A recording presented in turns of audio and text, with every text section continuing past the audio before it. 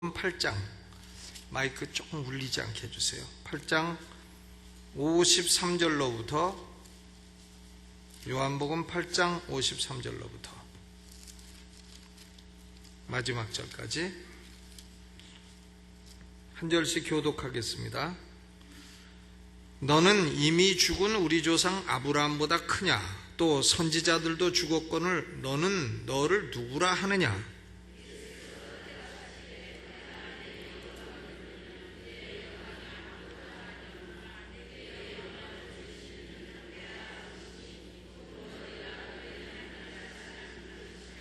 너희는 그를 알지 못하되 나는 아노니 만일 내가 알지 못한다 하면 나도 너희같이 거짓말쟁이가 되리라.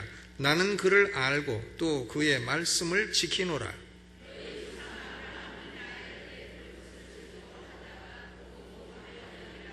유대인들이 가로되 내가 아직 50도 못 되었는데 아브라함을 보았느냐?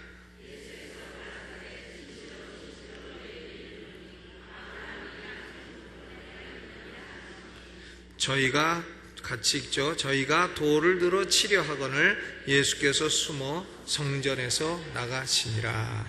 아멘. 이 요한복음 7장 8장은 계속된 논쟁이에요. 요한복음 8장 전반에도 가늠하다 잡힌 여인을 둘러싸고 바리새인 서기관들과 예수님이 논쟁을 했습니다. 또 요한복음 8장 중반에는 마귀의 자녀와 하나님의 자녀의 차이가 어떤 거냐? 마귀의 자녀는 예수님을 사랑하지 않고 하나님 말씀을 듣지 않지만, 하나님의 자녀는 예수님을 사랑하고 하나님의 말씀을 듣는다. 이렇게 요한복음 7장에도 논쟁이요, 8장에도 논쟁이요. 한데 이 논쟁의 클라이맥스에서 예수님이 하신 놀라운 말씀이 58절이에요. 아브라함이 나기 전부터 내가 있느니라. 아브라함이 나기 전부터 내가 있느니라. 참 놀라운 말씀이죠. 아브라함도 사실은 나의 때 볼 것을 믿고 즐거워하다가 보고 기뻐하였느니라. 그러니까 아브라함도요, 믿음으로 말미암아 의를 얻었다 했는데 아브라함이 예수님 때 볼 것을 기다렸다는 거예요. 그리고 아브라함이 예수님이 오신 것을 보고 즐거워했다는 겁니다. 그러니까 아브라함도 예수님을 믿었다는 거예요. 아브라함이 예수님에 대해서 상당히 알았다는 걸 알 수 있어요. 나의 때 볼 것을 즐거워하다가 보고 기뻐하였느니라. 그런데 아브라함보다 내가 먼저 아브라함이 나기 전부터 내가 있느니라. 나는 아브라함보다 먼저 존재하는 존재니라. 이런 말이죠. 나이가 지금 33살밖에 안 돼가지고 아브라함보다 내가 먼저 있느니라 하니까 유대인들이 돌로 들어서 죽이려고 그랬죠. 예수님. 이 말씀이 무슨 말이냐? 아브라함이 나기 전부터 내가 있느니라. 이것은 예수님의 신성을 가리키는 말씀인 것입니다. 여기 내가 있느니라, 내가 있느니라 하는 것은 I am, 이것은 헬라 말로도 유명한 에고 에이미, I am입니다. 내가 있느니라, 혹은 신약 성경에 내가 그니라, 이런 말씀도 많이 있죠. 내가 있느니라, 내가 그니라, I am. 이건 뭔가 하면 출애굽기 3장 14절에 하나님이 모세에게 불타는 가시떨기나무에 나타나셔서 모세가 하나님의 이름을 물은 거예요. 하나님, 이스라엘 백성이 하나님 이름을 물으면 뭐라 대답하리까 하니까 하나님이 가르쳐 주신 이름이 I am that I am, 그거예요. 내가 있느니라, 즉 내가 있느니가 내가 있느니라, 이렇게 대답한 것이 히브리어로 여호와라 하는지 야훼라 하는지 우리가 잘 모르죠. 조용기 목사님 꼭 야훼 하나님이 말씀하셨다고 하시는데 그러나 여호와라 하는지 야훼라 하는지 잘 몰라요. 히브리어 학자들은 여호와라 하지 않아요. 대부분 야훼라고 합니다. 야훼라고. 그런데 여호와라 하는지 야훼라 하는지 모르는 이유가 뭔가 하면 유대인들은 여호와 이름을 망령되 일컫지 말아야 하기 때문에 그 단어를 발음하지 아니했어요. 그렇기 때문에 정확한 발음이 뭔지 잘 모른다 이거예요. 그런데 여기서 예수님이 아브라함이 나기 전부터 내가 있느니라, Before Abraham was born, I am. 이게 뭔가 하면 나는 여호와니라, 이런 말씀이에요. 나는 스스로 있는 자니라. 우리말로 그렇게 번역이 됐습니다마는 이것은 I am that I am. 나는 있는 존재로서 나는 있느니라. 이렇게 된 말씀이에요. 이것이 히브리어로 여호와인데, 그러면 여기서 I am, 나는 있느니라. 이 말씀은 무슨 의미인가 하면, 하나님은 스스로 충족하신 하나님이요, 하나님은 스스로 존재하시는 하나님이요, 하나님은 영원 무한하신 하나님이시다 하는 의미인 것입니다. 그러니까 예수님이 아브라함이 나기 전부터 내가 있느니라 하는 것은 뭘 말씀한 거냐면, 하나님과 나는 동등한 신성을 가진 존재라는 것을 말씀하신 것입니다. 요한복음 14장 8절에 예수님 제자 가운데 하나인 빌립이 예수님에게 물어봤어요. 빌립이 가로되 주여 아버지를 우리에게 보여주옵소서, 그리하면 족하겠나이다. 그러니까 예수님이 요한복음 14장 9절에 이렇게 대답하셨습니다. 빌립아, 내가 이렇게 오래 너희와 함께 있으되 네가 나를 알지 못하느냐? 나를 본 자는 아버지를 보았거늘 어찌하여 아버지를 보이라 하느냐. 마이크가 계속 울리는데 울리지 않게 해주세요. 그러니까 나를 본 자는 아버지를 보았거늘 어찌하여 아버지를 보이라 하느냐. 예수님은요, 내가 아버지다 이렇게는 말씀 안 하셨어요. 내가 아버지라고는 말씀 안 하셨습니다. 그러나 나를 본 자는 아버지를 보았다 이렇게 말씀하셨어요. 그러니까 아버지 하나님, 성부 하나님과 성자 예수님은 위격 간의 차이가 있습니다. 위격의 차이가 있지만, 그러나 아버지 하나님도 하나님이시고 성자 예수님도 하나님이시라, 그걸 말하는 거예요. 나를 본 자는 아버지를 보았다. 즉 나를 본 자는 하나님을 본 것이다. 그러나 아버지하고 예수님하고는 위격의 차이가 있다는 겁니다. 아버지 하나님과 성자 예수님은 신성에 있어서는 완전한 동격임을 말씀하신 거예요. 제가 예수 믿고 한 며칠 되었을 때요, 여호와 증인에 속한 사람이 저를 찾아왔어요. 그래서 저한테 시비를 걸었습니다. 저는 예수 믿은 지 일주일도 안 됐는데 시비를 걸은 거예요. 뭐라고 거냐면, 예수님이 하나님의 아들이심을 믿으십니까? 그래서 믿는다 그랬죠. 그랬더니 예수님은 하나님의 아들이지 하나님은 아니라 그래요. 그래서 왜 그러냐 그랬더니, 아들이 어떻게 아버지하고 맞먹느냐고. 그러니까 아들은 아버지보다 계급이 낮아야지 아들이 어떻게 아버지하고 맞먹느냐고. 그러니까 예수님은 하나님이 아니라고, 하나님의 아들이기 때문에 하나님은 아니고, 그러나 인간보다는 조금 높고, 예수님은 하나님보다 조금 낮고 인간보다는 조금 높고, 그러니까 예수님은 비투인, 하나님과 인간의 비투인의 존재라고 요따우 소리를 했습니다. 근데 저는 그때 믿은 지 며칠 안 됐지만 이 사람이 이단이구나 하는 것을 금방 딱 감을 잡을 수 있었어요. 물론 인간 사회에는요, 아버지가 아들, 아버지와 아들 간의 관계에 있어서 아버지가 아들보다 높은 면이 있어요. 높은 면이 있지만, 그러나 하나님의 존재 양식에 있어서는 성부와 성자와 성령은 위격 간의 차이는 있어도 신성에 있어서는 조금도 차이가 없는 것입니다. 그러니까 성부 하나님도 하나님이시요, 성자 하나님도 하나님이시요, 성령 하나님도 하나님이시요, 하나님은 세 분이시며 또한 한 분이신 것입니다. 그래서 우리가 이해할 수 없는 교리를 가리켜서 삼위일체 교리라고 하는 것이에요. 그런데 역사상 이 예수님의 신성은 많은 이단자들이 공격을 했습니다. 예수님이 하나님의 아들이지 어떻게 하나님이냐? 하나님의 아들이면서 하나님이시거든요. 예수님은 하나님의 아들이자 신성을 가지신 하나님이신 것입니다. 우리가 구약 성경에도 예수님의 신성을 얼마든지 많이 얘기하고 있어요. 시편 45편 6절로 7절에는 이렇게 기록했습니다. 하나님이여, 주의 보좌가 영영하며 주의 나라의 홀은 공평한 홀이니이다. 왕이 정의를 사랑하고 악을 미워하시니 그러므로 하나님 곧 왕의 하나님의 즐거움의 기름을 왕에게 비워 왕의 동료보다 승하게 하셨나이다. 이것이 메시아에 대한 예언인데, 왕을 하나님이라고 말하면서 또한 왕의 하나님의 즐거움의 기름을 왕에게 부었다고 말하고 있는 것입니다. 그러니까 예수 그리스도의 신성과 아울러 성부 하나님과의 위격의 구분을 구약성경 시편 45편도 증거하고 있어요. 또 이사야 9장 6절에 이는 한 아기가 우리에게 낳고 한 아들을 우리에게 주신 바 되었는데 그 이름은 전능하신 하나님이라 그랬어요. 한 아기가 낳는데 그 이름은 전능하신 하나님이라.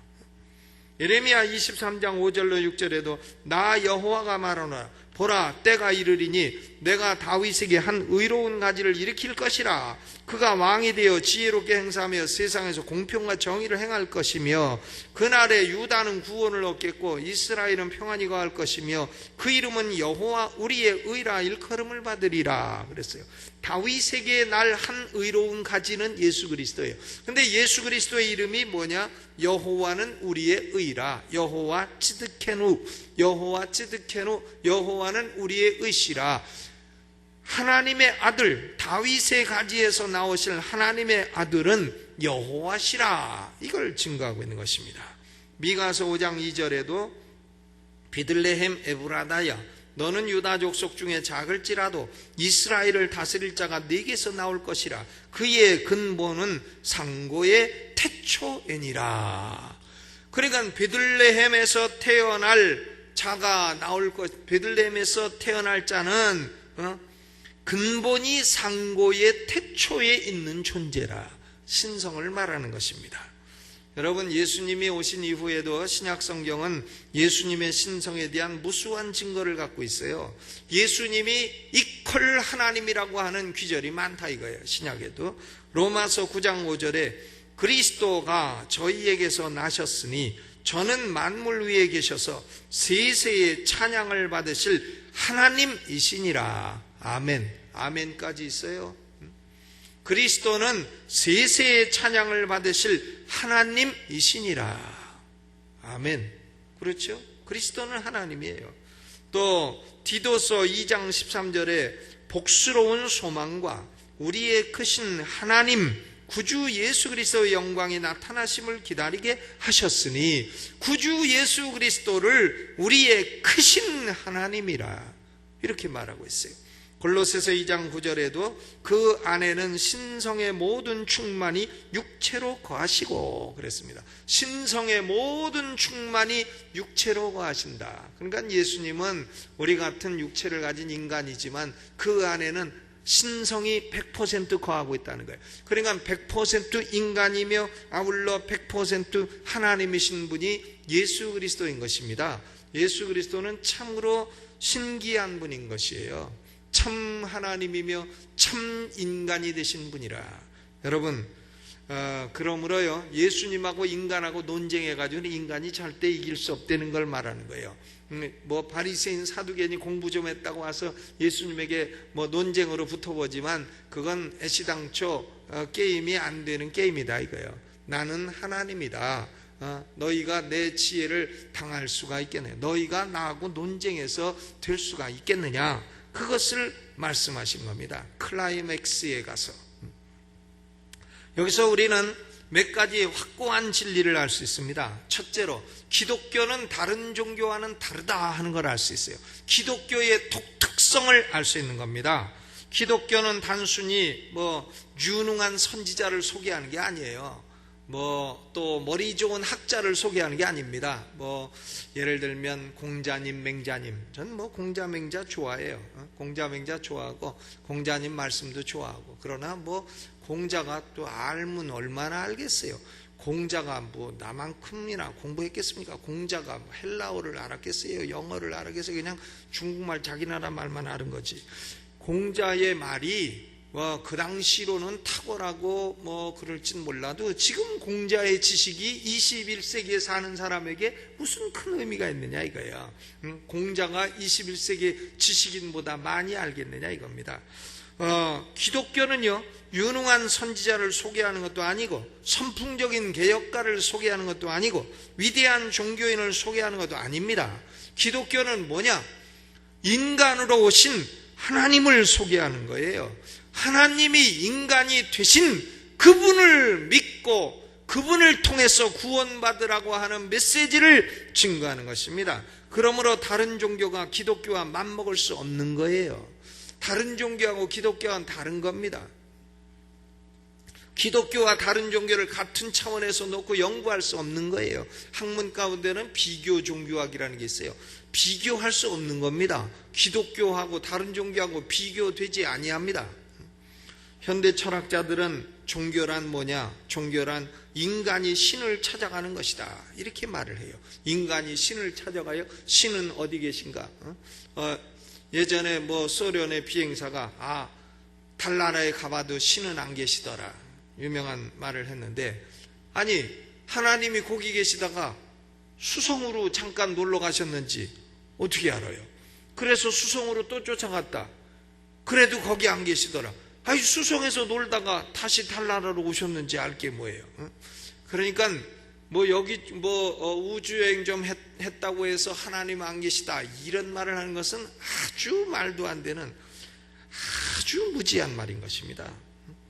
그러니까 현대 철학자들은 종교란 인간이 신을 찾아가는 것이라 이렇게 말을 하지만, 그러나 기독교는 그렇지 않다는 거예요. 기독교는 하나님이 인간을 찾아오신 것이라, 하나님이 인간에게 구원의 보따리를 가지고 찾아오신 것이라, 목적도 다르고 방향도 다른 것입니다. 여러분, 기독교는 다른 종교와 달라요. 기독교는 단순히 인간이 무슨 종교로 갈 것이 아닌 것입니다. 기독교는 만물의 창조자요 인간의 창조자이신 하나님이 인간으로 오셔서 죄악된 인간에게 구원의 길을 가르쳐 주신 거예요. 하나님이 인간을 찾아오신 것이요, 하나님이 인간에게 구원을 가지고 찾아오신 이것이 기독교인 것입니다. 다른 종교하고는 비교할 수 없습니다. 두 번째로, 예수 그리스도가 하나님이시다. 예수 그리스도의 신성이 어떤 의미를 갖고 있는 거냐? 이것은요, 하나님의 사랑과 자비가 참으로 놀랍다는 것을 말하는 것입니다. 사람이 어떤 세계관을 가졌느냐에 따라서 세상을 보는 눈이 달라집니다. 그런데요, 이 세상이 죄와 악과 타락과 부패가 가득하다는 것은 누구나 동의해요. 우리 자신도 죄와 악과 부패와 타락이 있어요. 우리 자신도. 기독교인은 완전한 사람들이 아니에요. 목사라고 해서 다 완전한 사람이 아닙니다. 완전한 목사님 계시면 한번 나와보라 그러세요. 아닙니다. 다 우리도 죄와 악이요, 이 세상은 온통 죄와 악이 가득하다는 거예요. 얼마 전에 물러간 검찰총장도요, 우리나라에 중수부가 없으면 우리나라는 부패 공화국이 될 것이다, 아주 중요한 말인지 별 볼 일 없는 말인지 모르겠는 말을 한마디 하고 가셨는데, 중앙수사본부가 없으면 부패 공화국이 될 것이다. 근데 우리나라만 그런 거 아니에요. 미국도 마찬가지고요. 어느 나라든지 다 공무원 부패 이런 것은 다 있는 겁니다.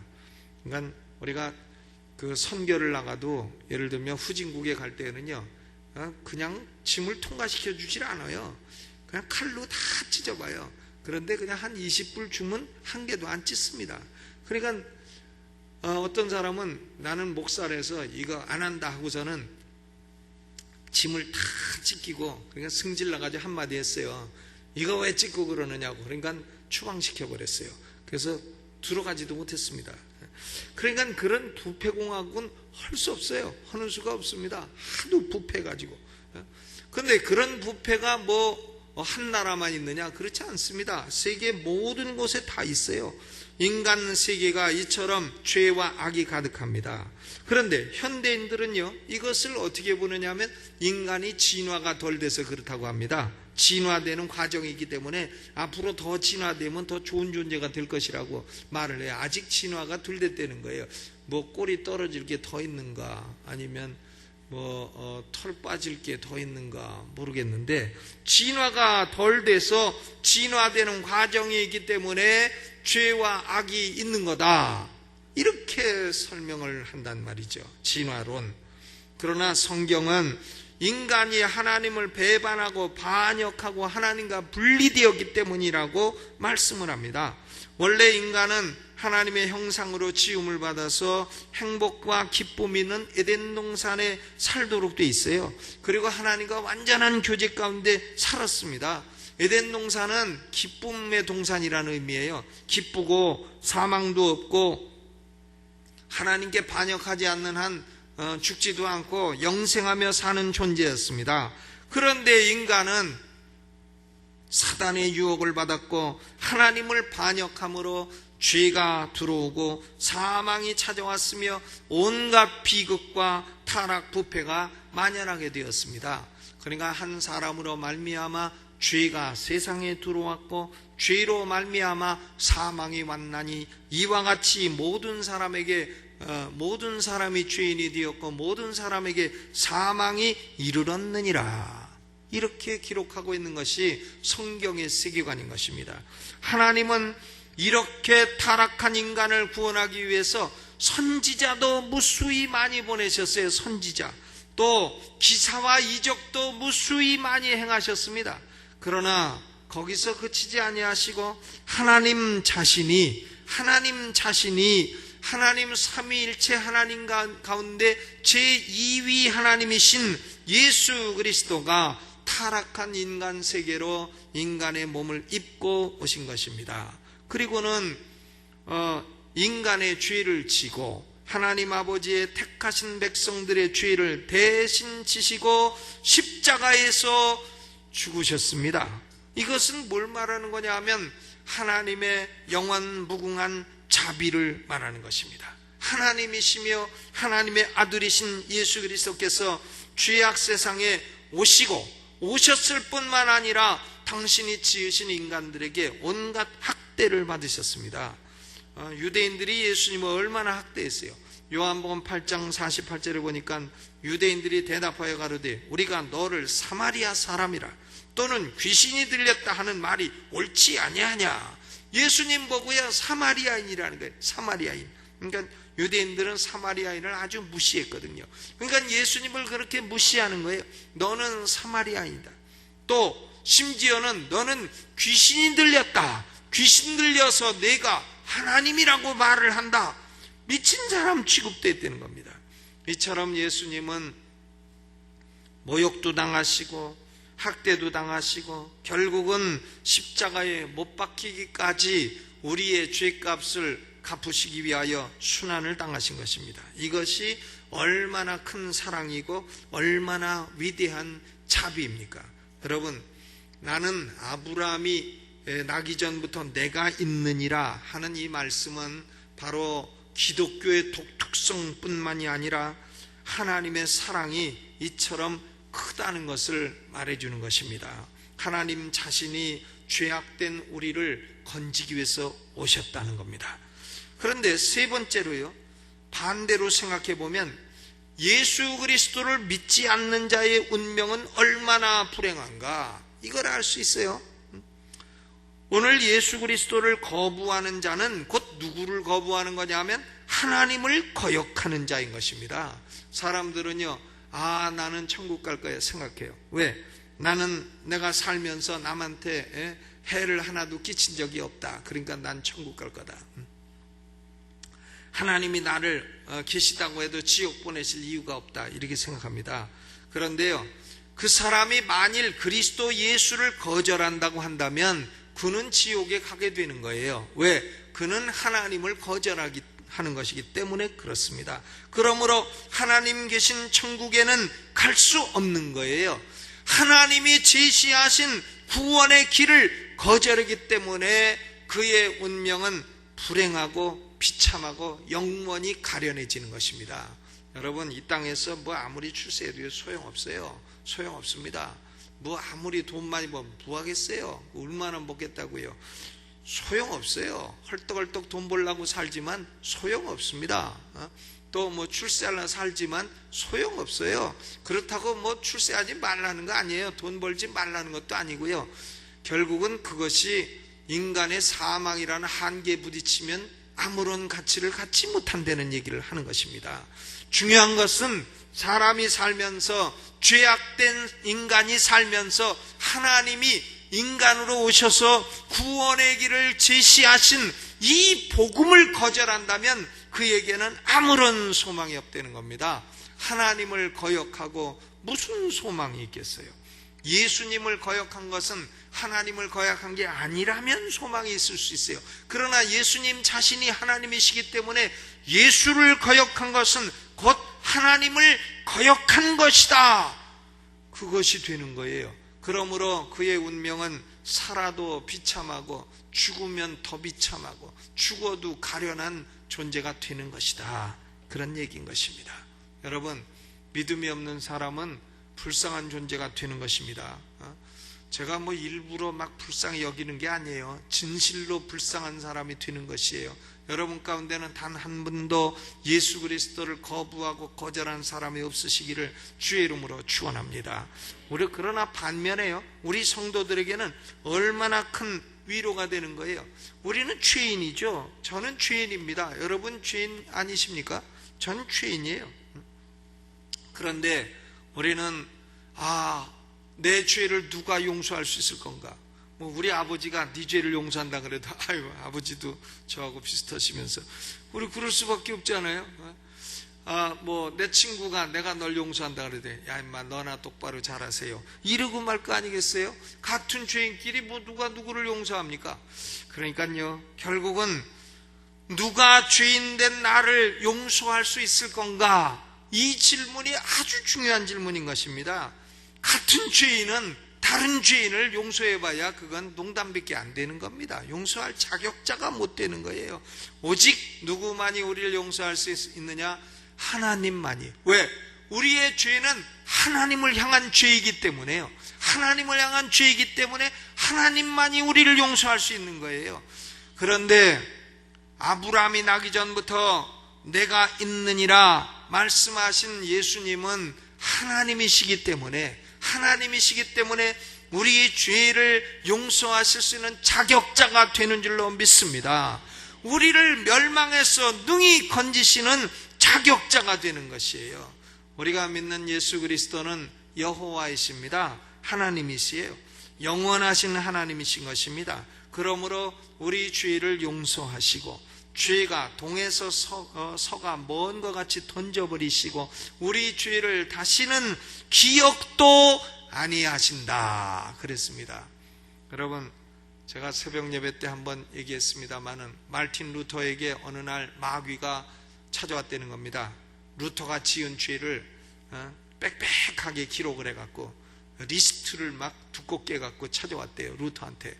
보니까 다 맞더래. 어려서부터 지은 죄 다 맞더래요. 근데 루터가 마귀를 놀리는 거예요. 아유, 여기 몇 개 빠진 거 있으니까 가서 좀 생각 좀 더 해보고 빠진 거 보충해 갖고 와라. 그러니까 마귀가 돌아가서 아유, 뭐가 빠졌나 하고 돌아가가지고는 그 다음날 왔는데 몇 개 더 넣어 갖고 왔더래. 그런데 루터가 말하기를 너 빨간 펜 있냐? 하니까 마귀가 빨간 펜은 왜 찾냐? 루터가 빨간 펜 좀 빌려줘. 떠들지 말고. 빨간 펜을 빌리니까 루터가 그 위에다가 그렇게 썼다는 거예요. 이 모든 죄는 예수 그리스도의 피로 말미암아 다 용서를 받았느니라. 위에다가 딱 쓰니까 마귀가 그걸 보고 그만 도망가고 말았다는 그런 얘기가 역사책에 있어요. 여러분, 예수님이요, 그냥 뭐 동네 아저씨, 목수하던 아저씨다. 그러면 우리가 죄를 어떻게 용서를 받겠어요? 우리 죄를 용서할 자격자가 되느냐 이거예요. 예수 그리스도가 그냥 나사렛에서 태어난 목수 요셉의 아들, 맨날 목수 못질하다가 그만 조금 약간 약 잘못 먹어가지고 이상한 소리 하고 다닌 사람이다. 그러면 우리가 어떻게 죄 용서를 받느냐 이거예요. 그런데 예수님 말씀하시기를 아브라함이 나기 전부터 나는 있느니라. I am that I am. 나는 여호와니라. 나는 너희의 죄를 용서할 수 있는 자격자니라. 그러므로 우리는, 예수 믿는 우리는 우리의 죄가 영원히 사함받았고 우리의 구원이 안전하다는 것을 확신할 수가 있는 것입니다. 왜냐? 예수 그리스도는 하나님이시기 때문에 그렇습니다. 오늘 이 저녁에 아브라함이 나기 전부터 내가 있느니라 이렇게 선언하신 예수님께요, 예수님은 하나님이시기 때문에 능치 못할 일이 없는 겁니다. 우리는 예수님을 구주로 믿어 영원히 죄사함을 받았을 뿐만이 아니라 예수님과 동행하며 예수님을 의지하여 사는 길이 우리 인생길에 가장 안전하고 행복한 길인 줄로 믿으시기를 주님의 이름으로 축원합니다. 우리는 죄가 있기 때문에 죄성이 있기 때문에요. 죄성. 저는 목사인데요. 이 목사들은 과연 목회를 오래 하면 거룩해지나? 난 교단 총회 목사들 모임 가면 불똥이 튀는구나. 죄성끼리 부딪혀갖고 불똥이 튀깁니다. 그러니까 목사들도 호라돼도 죄성이 죽질 않아요.